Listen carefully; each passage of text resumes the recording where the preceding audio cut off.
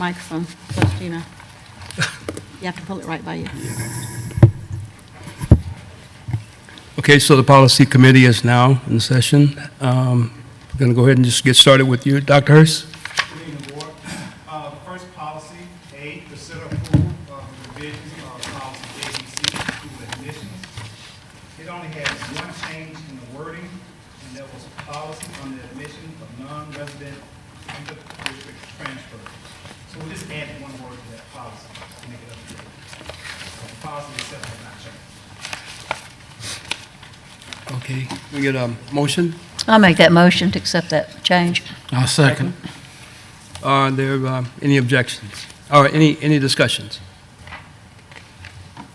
No discussions? Any objections?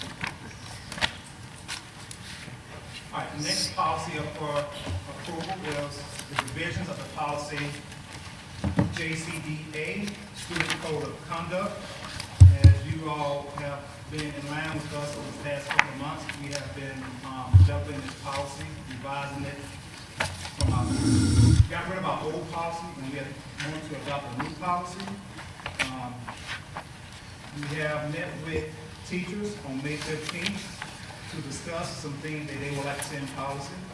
We emailed all the administrators, principals, APs, on the 12th, and got feedback from them about the new policy that we want to put in place. We emailed the company that we currently have a contract with, the DRP, to get feedback. They provided some feedback. We met with the union on the 24th, Ms. Dina and her staff, to discuss the policy, and we got some feedback. And we met with some local leaders in the Hammond area to also discuss the policy and get some feedback. And what you have before you is what we completed and what we're asking the board to approve.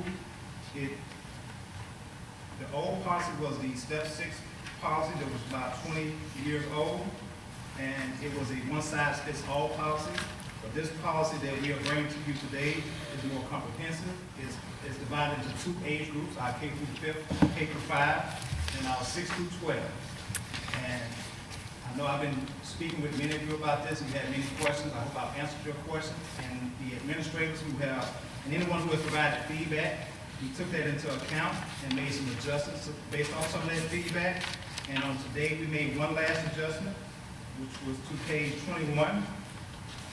The definition for treason authority with disrespect, we changed it to the purposeful, non-purposeful, willful, reactionary, or emotionally charged verbal or nonverbal response on the part of the student where said student directs verbiage or gestures towards an employee of a potential parent school system, and that employee interprets such language, verbiage, gestures as profane, obscene, humiliating, threatening, or explicit in nature.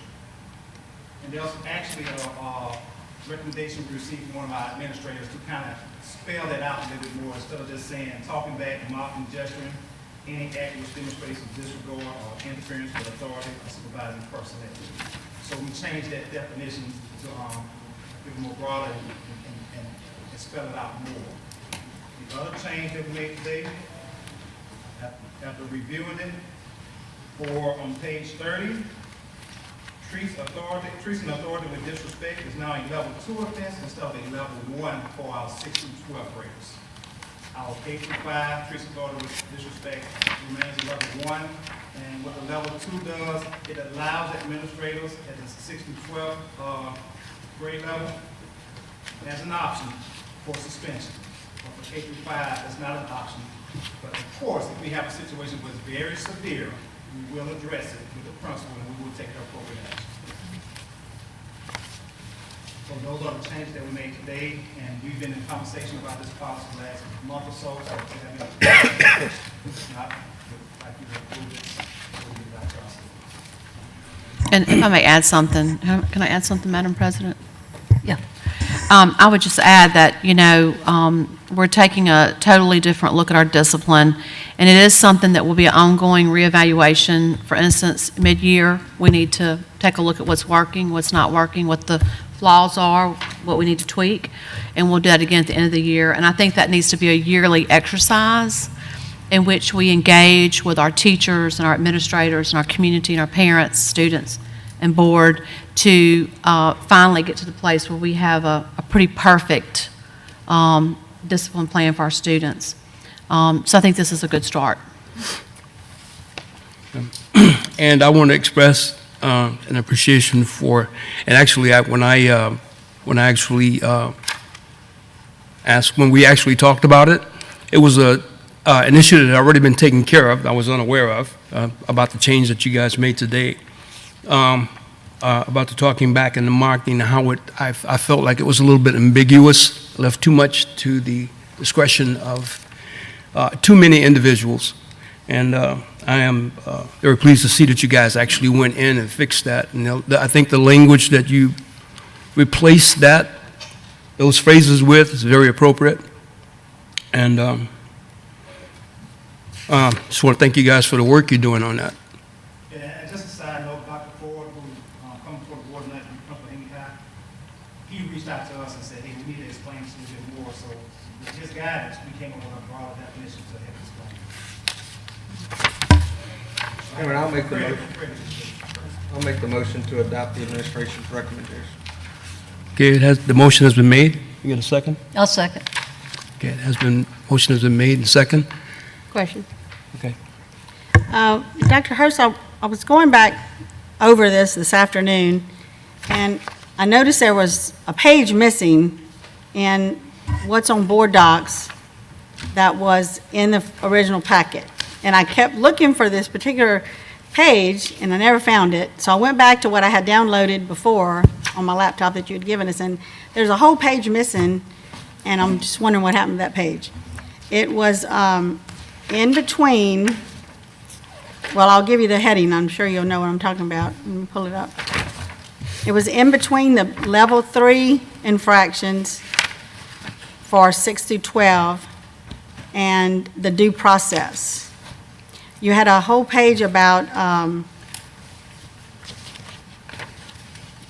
45 days for the first fight. The title of it was Infraction Time Table for Students Attending Tangible Parish Alternative Setting. I'd like to know what happened to that, and why did the wording change to 10 days? And I see somewhere in here it does say 45 days, but it appears to be special needs students for 45 days. You say change to 10 days, could you, It says 10 days in the new paper, what page are we on? the new one that you just gave us today. The other paper had a different time frame, different timeline. The 45 days, that's for the alternative setting. So if a student is sent to our alternative setting, and it's a 45-day stay at the alternative setting, which we have a whole program lined out for those students to go through and be evaluated at the end. The 10 days is more for the school level. So anytime a student go over 10 days, it's normally a SPED student, in which we have to have an MDR, or the students having a long-term suspension. So when we get to 10 days, normally it goes to the alternative setting, which is a 45-day. And we're still working on that program. Mr. Perry has sent us his proposal, and I think it's going to benefit our students because it works with social and emotional learning. The students are going to have to create their own behavior plan, and then one thing I like about it, once they complete the program, they're going to have to be evaluated by a panel at the school and present what they've learned there and what they plan to do, and present to the panel and be judged on a rubric to determine if they have met the qualifications.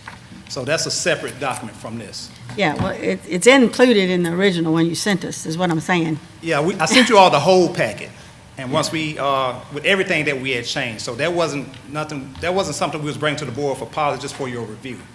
So this is what we bring to the board right now for approval. I know, but I'm just wondering, why do we, so if a child fights, according to the other document you gave us, that was a draft that was going around to all the administrators and TFT and everybody, it said that fighting, as determined by the district protocol, they would be removed for 45 days for the first fight and 90 days for the second fight. So what happens now if the students fight?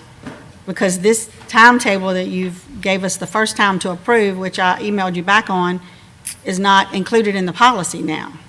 That was the procedures and processes we were going to follow, but if we want to put it into policy, if that's what the board wants to do, we can. We just chose to leave those out as procedures and processes because we may need to change those throughout the year. But last year, it was 30 days that a student had to go to task. And this year, we chose 45 days because we want a period in the beginning where they can transition in and a period at the end where they can transition out. And it gives the school a better outlook on what they need to do with their student as far as their behavior and their academics and their social and emotional piece. But if the board wish, we can put that in the policy, but all those documents for us, the fight protocol, the approach to fights, all of that are going into our processes that schools are going to use when they deal with these situations. And that was going in the handbook? You got the Yeah, it's student going in the, services handbook? Student services handbook for administrators to follow when they're dealing with these situations. This is the policy right here.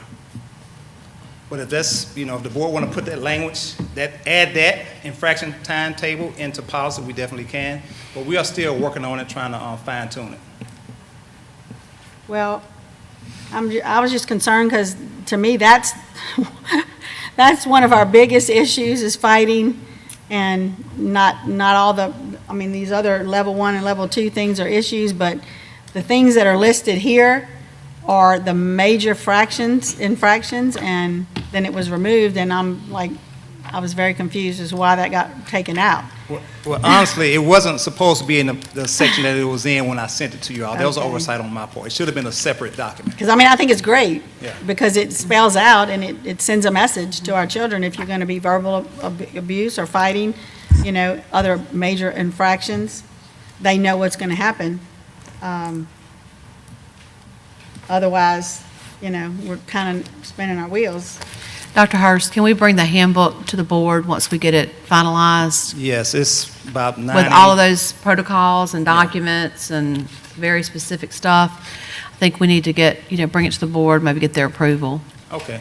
I would like to see some of those, I guess really the protocols that you would like for our administrators to follow actually be a policy, not just a suggestion, because if it's not policy, it's a protocol that we hope they're going to follow, but if it's policy, so once you finish those other protocols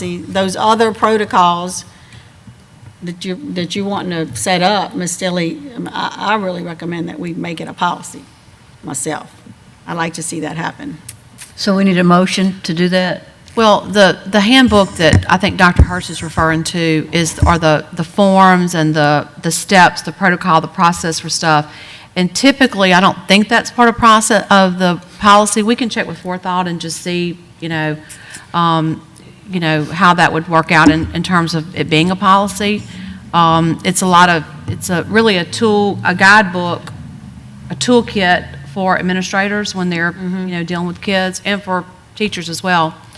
So I'm not really sure if we want the whole thing in the policy. Yeah, I wouldn't think forms and all that, but if you've got a procedure or something that you're wanting him to follow, just like this, it should be a policy so that we can enforce it as a policy and not as a suggestion. Yeah, and we reached out to Forethought about the protocols for breaking up fights, and they researched and said no other school system in the state put that into their policy. It's procedures that they use. So this sheet that we had is what you're going to include in the handbook you're talking about, that's going to state fighting, length of stay, alternative settings, 45 successful school days. Yes, that handbook goes to all the principals and disciplinarians or assistant principals. Okay. And all of those forms or infractions or policy procedures will be presented to the students and the faculty at the beginning of the year, and it's spelled out to them. This is what happens if you choose to fight. And the school determines, or the principal determines, that you are placed at the alternative school through the student service department. Once you get there, this is what you have to do. And once they get to the alternative school, they have to sit down with the principal and go over all the guidelines of the length of stay, what you have to do to meet your goals, and what you have to do at the end to return back to the school. Okay. I'm good. Good. Okay, any other comments? Okay, any objections? It has already been moved and second. Motion passes. All right. Last policy, consider approval of the revisions of policy JCDB, student dress code. This year, we met with a committee consisted of parents, board members, and faculty of the parish. Went over the student handbook, and the committee made some recommendations to the superintendent. And these are the only recommendations that made it past the superintendent after review. And we added one thing to the dress code policy, which was no sweatpants, joggers, windsuit pants. Other than that, the policy remains the same. We just added that language. Okay, so we open up the floor for any comments. Move to adopt the administration's recommendation. I'll second it. Motion has been made and second. Motion, any objections? No objection, motion passed. Thank you, Board. Okay. So unless there are any other comments, we can consider the committee adjourned.